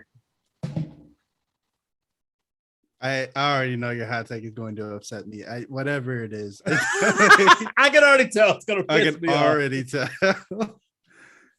I'm trying to think of some of the other ones we got. The funniest one that we've had so far was just when Etta was like, I don't like movies that much. After we did like 2 hours talking about Legally Blonde, she was just like, yeah, I mean, movies, meh. You gotta be in the mood. Like literally just like movies, are they good? Yeah, I was like, wait, how did this happen? Yeah, what just happened? We also had one we had the Meryl Streep hater. Somebody hated Beyonce and Meryl Streep, yeah. On Beyonce's internet, they're hating Beyonce. On Beyonce. I thought we were going to get canceled. Surprised we didn't get stream sniped that very moment. We also got, what was Mo's? Did Mo get one? Yeah, she was anti Tom Hanks. Oh, God damn it! I can kind of understand that in real life. In real life, yeah, sure. But the Tom Hanks that gives us these movies is trying to kill himself for us. He can't be slandered. We gotta, we just gotta look past all of that in order to facts. in order to get Mission Impossible. You know what Facts. I don't even click on stories about Tom Cruise the human anymore. I mean? No, thank you. Yeah, that's none of my business. That's none of my fucking business. Is the new Mission Impossible movie coming out? Yes or no? That's all I need to know. Okay. All right. Do we have a draft order? All I know is I'm gonna destroy everyone. My list is gonna be impeccable. Ooh, I'm ready for this. All right, let's go. Hussein, Dex, Royden, Tej. No, wait. If you are taking a franchise, do you take the whole franchise? Or do No, you you select get one individual film. You movies? get one film. Y'all in trouble now. How many picks do we get? Y'all in 4. trouble. Y'all in trouble. Just 4? Yeah, we're Yes. doing 4. But you get 2. We do a snake draft. So 1 now and then down the line. So let's do Hussein, Dex, Royden, Tej. So Hussein, Perfect. Dex, Royden, Tej. All right, first pick, Hussein, sci-fi film, best sci-fi film draft. This is gonna hurt me, but I'm taking Alien. No, that's Yeah, that's a solid number 1 overall. That's a great number 1. I'm just gonna put it out there that I want to take The Matrix, but because it's my favorite, but I can't. Why not? You could No, have. I'm taking Alien. I'm taking Alien. Okay. I mean, yeah,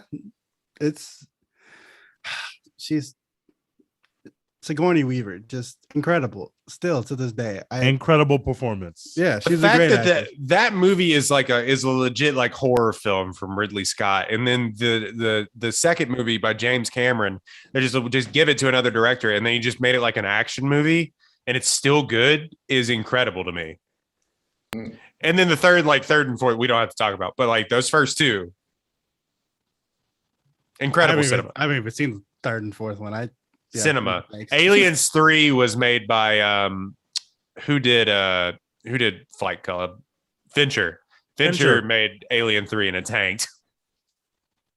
All right, so it's me now, and I'm gonna take. Yeah, I think I'm gonna go ahead and take The Matrix because you passed on it. But yeah, Sniping pigs. I hadn't seen The Matrix until like 2019 for the 20th anniversary because Excuse me? Hey man, it is what it is. You know, I don't be sitting around at home just like, yeah, let me watch The Matrix today, having never seen it before. Welcome But to they the put club. it Welcome they put to it back in theaters for the 20th anniversary. So I went and saw that shit in Dolby. Fucking incredible to this day. I was like, I get what everyone's been talking about now. This shit is actually dope.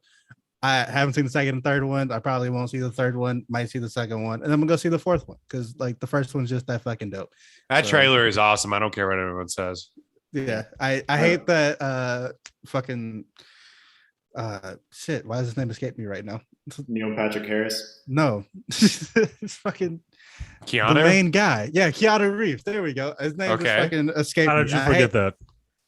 I don't know how I forgot his name, but I hate that he has the John Wick hair still. That like doesn't sit right with me. But other than that, very excited for the movie. Yeah, it's John Wick Neo. Yeah, I don't like the way it looks, but I'm still gonna see the movie regardless. I'll My just get body it. is ready. My first pick is the easy choice, Empire Strikes Back.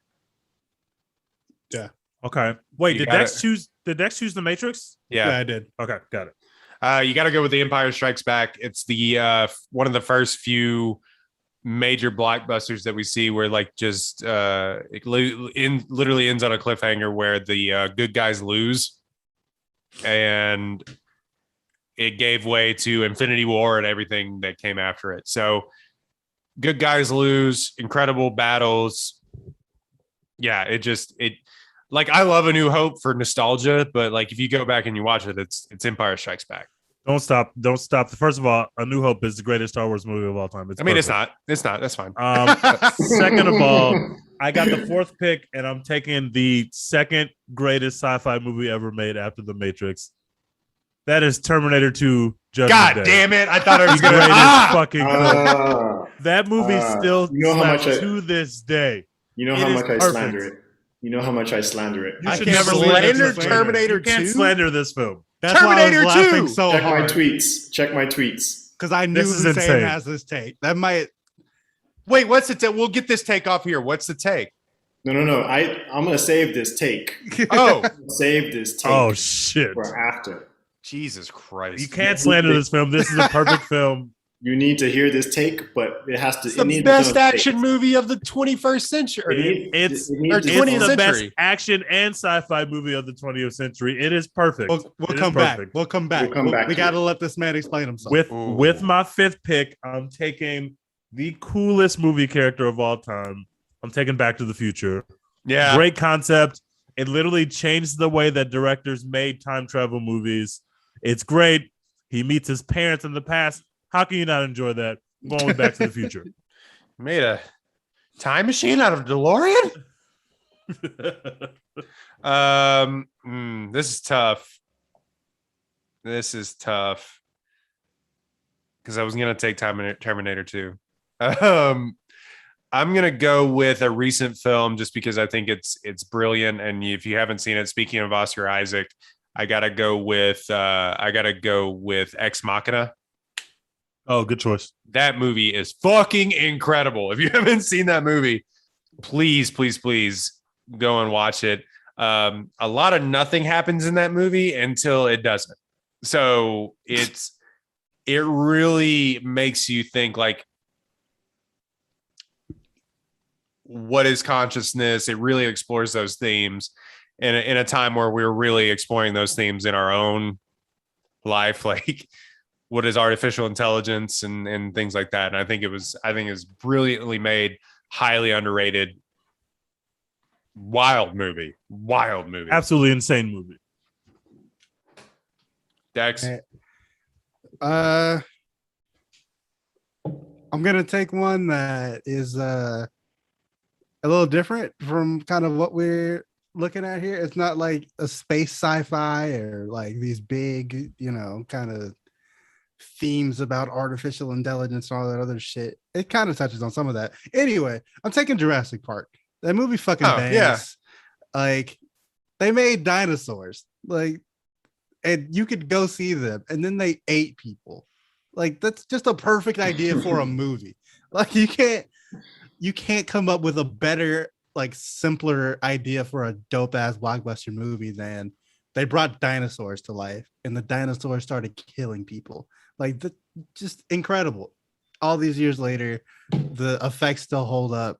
The story, I mean, the story doesn't really matter all that much. No one's here for the story, but, like, some of the themes about, we're here for the big lizards on screen. We're here for the big lizards. Some of the, like, questions about, oh, is this right to play God this way? Timeless. Like, we love that. It's been in stories since the dawn of time. You love to see it, but, like, at the end of the day, fucking T-Rex is walking around the screen with humans and eating some of them. Incredible. Jurassic Park. It's a great pick. Hussein, 2 picks. All right, I gotta be on my game with this, because if I don't pick right, He's being calculated right now. all right. My personal favorite sci-fi film of all time is Arrival. I think it's the most important sci-fi film of the 21st century. I am not going to pick this, and it pains me. I'm going to go with E.T. Yeah. Okay. No. E.T. is bad. Arrival is amazing. E.T. is bad. E.T. is not bad.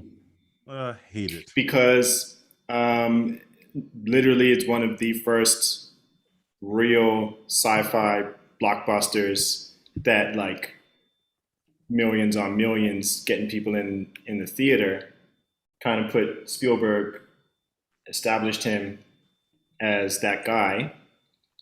And, it's like a cultural phenomenon, like 40 years later. So I'm going with E.T. And,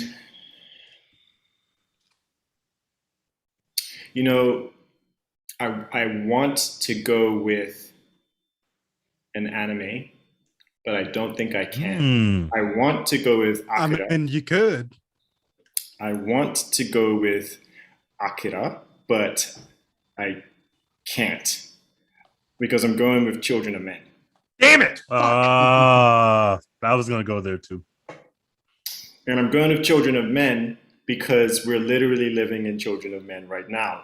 True. Like made almost 20 years ago, and we're practically like the world is almost there, unfortunately. And so it's so prescient, but the performances are brilliant. It has action in it. It has the meaning of life in it. It has personal story. It's just a great film. Unlimitedly rewatchable. Unlimitedly is not a word, but yeah. An absolute masterclass by Inuritu in that movie. Absolute or was that Inuritu? I think so, yeah. No, it was Alfonso Cuarón. Sorry. Oh, yes. Yeah, who did Gravity also, but like absolute masterclass by that guy with the camera in that movie. It's incredible to look at. Historically, Clive Owen turned down James Bond to do that movie, and I think he made the right choice. I think so as well. Unfortunately, but yes. I mean, for his bank account, no, but like, yes, he made a bad decision at the bank, but a good decision at the theater. The culture will remember him. Dex, I think that movie gets better with time. I think people have started to like. It didn't do well at the box office, but people have really started to find that movie over the past few years. It became definitely one of those like film nerd. You gotta see this essential like cinema kind of things, and then like regular people started liking it. I'm not sure you're gonna be able to beat my top 4 now. I can actually be like I can be fun with my 4th pick. I think E.T. is in your top 4. That's probabst the 78th best sci-fi movie of all time. Right. If that. Right. I will say about E.T. The scene where they're in quarantine scared the shit out of me when I was a kid. E.T. is right there with like the Coneheads. They're in the same tier. Right. You just hate from outside the club. Many people have compared E.T. to Coneheads. Many people have done this. Tech's third pick. All right, I'm gonna go with Inception, a movie we had an episode on already. Go stream our Inception episode. Incredible episode. Was one of our most listened to for a long time. But anyway, yeah, I just love that movie. Leo put on a masterclass in that movie. It gave us like Tom Hardy star turn. We got Joseph Gordon-Levitt in there, like cooking, and the concept it was like perfectly executed. It's one of those things that like it's complicated, but to the point where just about anybody can watch it and understand it. Like Christopher Nolan does a great job of like breaking it down and explaining it. People think they don't understand Inception, but they really, really do, because like it explains it so well. Like if you talk to somebody about Inception and you're like, what didn't you understand about it? They understand everything about it. They just thought it was confusing, but it's like Christopher Nolan does an incredible job of breaking down like that concept of dreams within dreams, and you know, like originating a thought and things like that. Also, just really fucking cool to look at. Fucking cities are folding on themselves and like all this other shit. Like Leo DiCaprio slowly falling into a bathtub, like tied to a chair. It's just like dope to look at. It's a really fun movie. If I catch it on TV, I'll stop what I'm doing to watch the rest of it, no matter where it is. Like, I fucking love Inception. I'm gonna go with. This is gonna be like all 2010 movies, but fuck it. I gotta go with Mad Max Fury Road. Oh fuck, that was on my list. Mad Max Fury Road is better than all of the previous Mad Max films. Oh yeah, that's not whatever. Even a question. It's not even close. I tried to go back and watch Mad Max 2, which is the one everybody loves. I've seen Mad Max. Like I enjoyed the first one. I enjoyed it, but like watching the second one when they start getting into like the sort of wasteland sort of stuff, and then you watch Mad Max Fury Road where they just do it better. Yeah, let me give me that one, and that one's incredible. It's just an hour and a half long chase scene. Like it's awesome. It's great. The first time I watched that, it was on like a little like shitty like a TV you could afford in a college apartment. One of those situations with like 12 people in a small living room, like trying to like, watch this movie or whatever that I had never seen before. 30 inches on 720p. Yeah, with like 15 people like talking over this movie while it's happening. So I watched it the first time and I was like, I didn't get the hype. And then I actually like watched it on like a good TV by myself with no one talking to me. And I was like, holy shit, like this is amazing. What the fuck was I thinking? Still can't believe Marcus Brent, multiple time guest, does not like that movie. Oh my God. One of my best friends in the world literally doesn't like this perfect film. It's crazy. Yeah. Saw that movie on a date and she didn't get it. So She wasn't the one. No. Yeah. Clearly not. Now my wife went and saw Dune with me. So yeah, here we are. Yeah. Shout out to Anya Taylor-Joy and Furiosa. Very hyped about this. Whenever they make that movie, 7 Turn years that from up. now. Turn that up. All right, Tej, final 2 picks for you. All right. Y'all left some meat on the bone. First of all, with my third pick, I'm taking Minority Report. Just an amazing concept. Man. Tom Cruise is amazing. I love Minority Report. I'm a Minority Report truther. Every time I watch it, I'm like, this film should have been more well received. I love it. It took me 3 days to watch that movie. We are living in Minority Report. That Minority Report is going to come true. It's going to come true. You could have Minority Report. I'll let you have that. Yeah. And with my last pick, y'all know the hill that I'm always dying on. I am picking The Force Awakens. It is incredible. I will never forget the feeling I felt when I walked out of that movie theater and I said, holy fucking shit, they're going to do it. They're going to create a new trilogy that's going to be better than the previous trilogy. I was very wrong about that prediction. Okay, brother, and we all know what happened. They shit all over it, but when I walked out of that movie theater, you couldn't tell me anything. They very much did not do that. I felt like I had magic in my fingers. I said, holy fucking shit, they're about to make a new Star Wars trilogy that fucking bangs for 3 movies. They've never done that before. It's going to be great. And then they shit all over it. But I had so much hope. I was so hopeful. I was so happy. That movie makes me incredibly You had a new happy. hope, to be honest. I had a new hope. And I know that it's just a new hope over again. It is a remake of A New Hope. I don't care. That was the greatest remake of all Oh, time. I I want to loved be it so freed much. from the shackles of J.J. Abrams, please. Not even the best Disney Star Wars movie. What are we doing? They broke my fucking heart. That was the worst pump fake of all time, putting the lightsaber in a black man's hands like that. It really was. We got to see a black man actually have a lightsaber. You couldn't tell me anything after that film. I said, this is going to be the greatest film trilogy of all time. They did it. They fucking ruined it.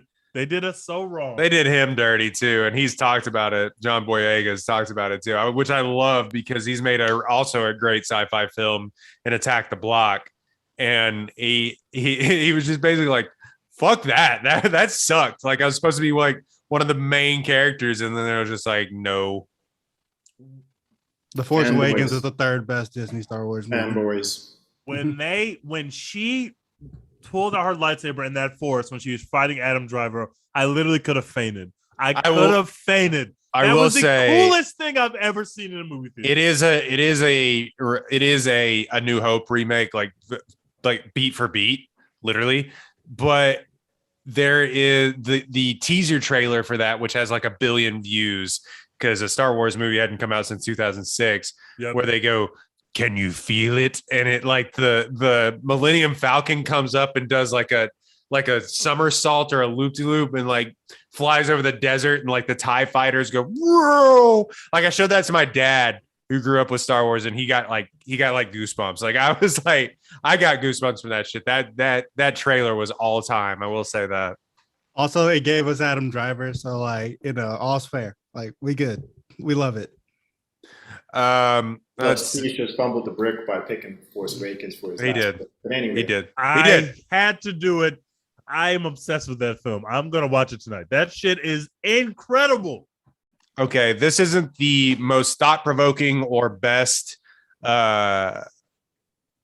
sci-fi film that has come out recently. It is the most entertaining, and that is Avatar. No, I'm kidding. Don't. Stream an Avatar episode. The movie fucking stinks. That movie is ass. It has always been ass. James Cameron fooled us, pulled the wool over our eyes in 2009 or whenever that movie came out. That movie stinks. Anyway, Highway Robbery by that guy. It is Edge of Tomorrow or Live Die Repeat. Oh, that's a great film. Also, Tom Cruise. Love Tom Cruise. I was going to go with that. Live Die Repeat, Edge of Tomorrow. Wildly entertaining. It is so entertaining. It's crazy. Pick something else. Actually, you could pick something else. It's okay. No, it's fine. I'll take that one. But it really didn't do justice at the box office. Like that movie should have made more money, and I'm surprised it didn't after. But I just don't think people got the concept when they were putting it out there. They didn't do a good job of marketing the movie or something. At all. Yeah. It still made like $300 million, but like it didn't make like Tom Cruise level money. You know what I mean? So it just, Emily Blunt's great in that. I think Emily Blunt's great in everything. Oh, I think it's so entertaining, man. It's so wildly entertaining. And that's basically off the back of Tom Cruise and Emily Blunt. But the concept is like, hey, let's just keep having them keep doing it. But the filmmaking, I think it's Kristen McQuarrie actually did that movie, who has done other Mission Impossible movies. And I think he's going to do. Wait, did he do the Mission Impossible movies? Kristen McQuarrie did do the Mission Impossible movies, but the guy who made Live, Die, Repeat or Edge of Tomorrow is going to do the movie with Tom Cruise in space. Doug Liman did this movie, and he's going to do the one with Tom Cruise in when Tom Cruise goes to the moon. Like when Tom Cruise goes to the moon, yeah, in real life, he's doing that movie. But Chris McQuarrie also wrote Edge of Tomorrow, and they're making a new one, which I don't know how they're going to do it, but I'm interested to see. Yeah, Fast and Furious, they went to orbit first, but Tom Cruise is going to be the U.S. and go to the moon first. Like it just is what it is. Yep. All right, so for my pick, I'm going to go ahead and take just a movie that's just near and dear to my heart. I don't know why I love this trilogy so much, but like I just fucking do. I have it on box set. I'm taking Dawn of the Planet of the Apes. Yes. Second one. Yes. The second one in that trilogy. That shit is just so fucking good. Like they shouldn't be able to tell this emotional of a story with like a bunch of monkeys who like don't actually really speak that much. Like it just is so fucking good. And like Caesar's story, like throughout the whole trilogy, Caesar's story is incredible, but especially in the second one where he is like actually the king of this like ape planet and like has a challenge to his throne basically, and like fucking rises back to flex on these bitches. Like it's so good. And all the action scenes are incredible.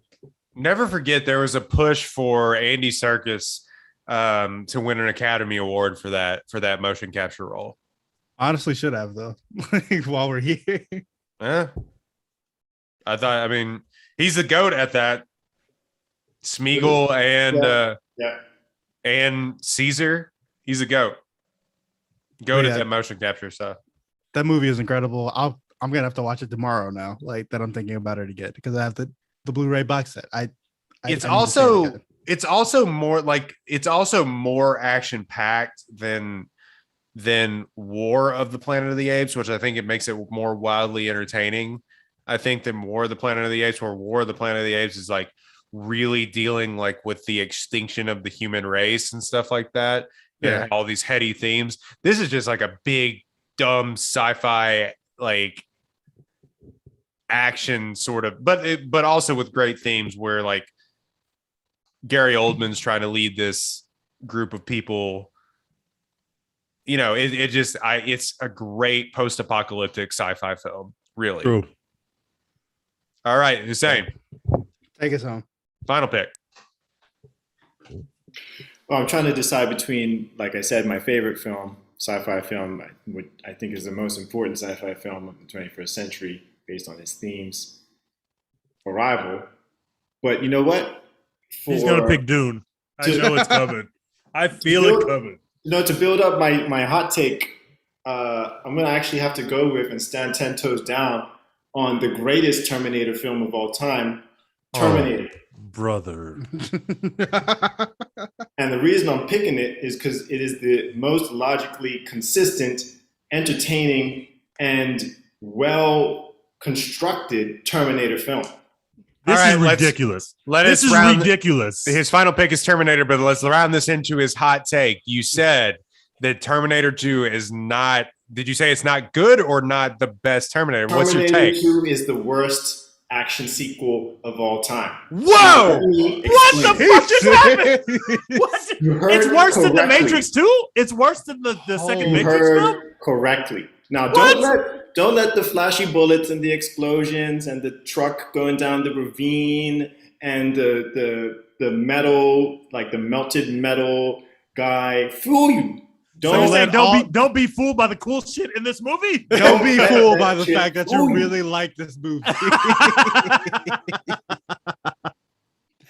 James Cameron screwed up the entire universe by making the Terminator a good guy.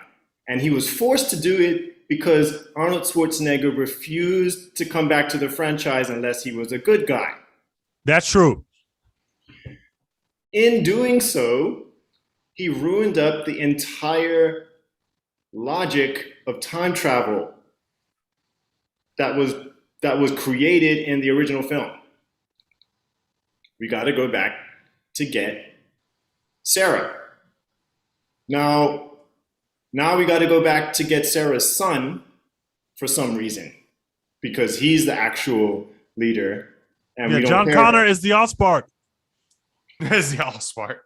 But we're sending back not the Terminator that we sent back the first time. Actually, somehow he becomes rewired to be good by John Connor to protect himself or something like that. And we don't care about the mom anymore. Like the movie didn't have to happen. I mean, and so cool, when they made it happen, but it's dope. It's just like, let's just do some explosions and shit and chase them around. But we're not going to explain why we're doing any of this. It ruins like all of the logic that was built up in the original Terminator. Like it ruins the original Terminator, which was actually the superior film. Again, I say Terminator 2 is the worst sequel because it ruins this movie that it was built on. Again, I say, so be damned with the logic. They made an entertaining movie that was a banger. I don't care about the logic. I will say that like everything you're saying makes complete and total sense. I understand. You are right.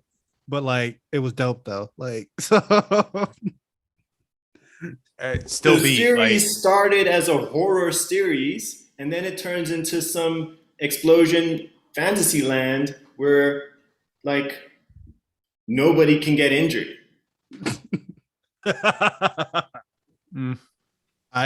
I gotta say that you did a better job of explaining this hot take than I thought you would, but who cares? 2 still fire. yes, like man, it's still incredibly fun. All right, yeah, he goes back in time and he steals some people's clothes and right, he embarrasses some people and he protects, like he's a good guy now. Okay, yay! But the series is supposed to be a horror series. It's supposed to be like Alien. Skynet being the big Alien became good. a shoot 'em up franchise too, and we hate all which the sequels was bad. for that too. Yes, but all those sequels are not good. Terminator 2 is really fun. Aliens is good sequels too. are not good. Aliens is good too. Aliens is good, but it's not as good as Alien. Also, don't just add an S to the title of a movie to make it a sequel. That's objectively bad. Really, yeah, really that's objectively bad. Terminators. Actually, your points make a lot of sense, but also like no. I hear you. You make complete sense. You're making complete sense, but also I reject your opinion. Yeah, reject. Bro, if the sequel to Dune is just called Dunes, I'm out. I'm out. I'm out on Dunes. Right, it so could be fun. My top four. Yeah. Alien. Yeah. You had Alien, E.T., Children of Men, and Terminator. Goated. Ain't no top. E.T. and Terminator are B-level movies. You lost the draft. Big L.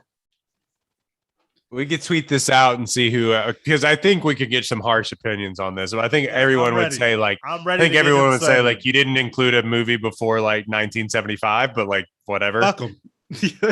Fuck them. That's, Doesn't draft 2001: A Space Odyssey. Oh my god, bro! Like y'all know movies. that movie stinks. Yeah, I'm a film guy, but I don't care about that. That movie's fucking boring. hate- So I'm I going to fucking tell you hate my 2001. I'm going to tell you my extras that I really wanted to have in my top 4, but I just couldn't. Do it. I know this was going to be put to a vote on Twitter, and people not really into film like that. They're not at that level. It's like a certain level of intelligence. Certain level of intelligence. Now, I'm not disparaging anyone's. This is about taste, right? Who cares about taste? Like what better taste? Whatever. Akira, I wanted to have, but I know that not that many people have probably even watched it, right? I wanted to have Arrival in there, but for some people, they might even not consider that to be a sci-fi film because it's too emotional and you don't really see, not much happens, right? I think it's great because I love movies, but I know that not too many people even watch that film. So I didn't put it in there. It probably would be number 1 for me, but I didn't put it in there. There's one more that I wanted to put in there. Let me see, which one was it? Dune. Oh, Blade Runner 2049. Yeah. I'm I'm just just- bored by that movie, man. It's just my favorite. It's just my favorite director, and I think how he does sci-fi's is just like completely different to a lot of directors how they approach sci-fi's. That's just me. But yeah, if I was to put those on my list, I know my list wouldn't be anywhere near the other lists. So I that's mean, why you probably could have taken Arrival over ET and gotten someone for doing that. One omission that I want to address because I think this movie is actually trash, and y'all are wrong and bad for liking it. Interstellar, not good. Yes. Wow. Objectively trash film. Dex is right. Wow. That Interstellar is movie not is good. entertaining. It's not good. Dex is right. Wow. I'm not Is going to the have movie this argument. entertaining? You know what? We're going to have to, next episode, Interstellar. Fuck you. I'm not watching that film again. Yeah, you are. We're doing next episode, Interstellar. See, this is what happens when you listen to Drake. You can't recognize the importance of love. That is the entire concept of the film is about Murph, the power Murph, of love. I'm in the bookshelf, Murph. Let me go home, Murph. The entire concept of the film is about the importance of love and how that connects people. Oh, it's peak McConaughey. It's peak McConaissance, man. He flew literally too close to the sun with that movie. I will say that. It stinks. Not true. That rotation scene with the aircraft is one of the most powerful scenes that has happened in a sci-fi film in this century. Absolute snooze fest. Snoozer. Matt Damon showed up, and that was the only time I was like, "Oh." We did get a surprise Matt Damon in that. I will say. Every All right, other time, snoozer. let's wrap this up. All right, this has been a One Take Podcast. You can follow us at One Take Pod, One Take Pod on all accounts. You can go follow us at One Take Podcast on YouTube. Hussein, where can they find you on Twitter and elsewhere? You can find me at the Hussein on Twitter. I'm not anywhere else. Delete Facebook. I don't have Facebook or Meta. Or Meta, whatever it's called. I don't have IG. I'm not that pretty, but you can still find me on Twitter. At the Hussein, go follow him. He has a super viral tweet pinned right now. Good Lord, that thing did numbers just looking at it. Numbers. Yeah, but you can go follow him there. You go follow us at One Take Pod on all accounts. You can go find us at Apollo HOU, Apollo Media on Twitter. You can go to our website, apollohou.com. Get 10% off using on any merchandise, including a One Take Pod shirt, using the promo code One Take Pod. That is the promo code ONETAKEPOD. One Take Pod. Dex, what are we doing? Hashtag support Florence Pugh at all times in all areas. I saw people claiming she's an industry plant, and I need y'all to recognize greatness. All right, she's not an industry plant. She's just Marcus a fucking Brent. goat. Answer for your sins. And don't Answer deserve for Marcus. your I sins. can't believe you would slander our queen. I can't believe you would do that. I can't like she's the chosen one. It is what it is. Everybody can see it and has seen it her entire career. Like, so yeah, she gets roles. She deserves them. She kills them. Don't question the goat. Terminator 2 is trash. Timothy Chalamet's an industry God. plant. Oh god. We're out. All right. I'm late. I gotta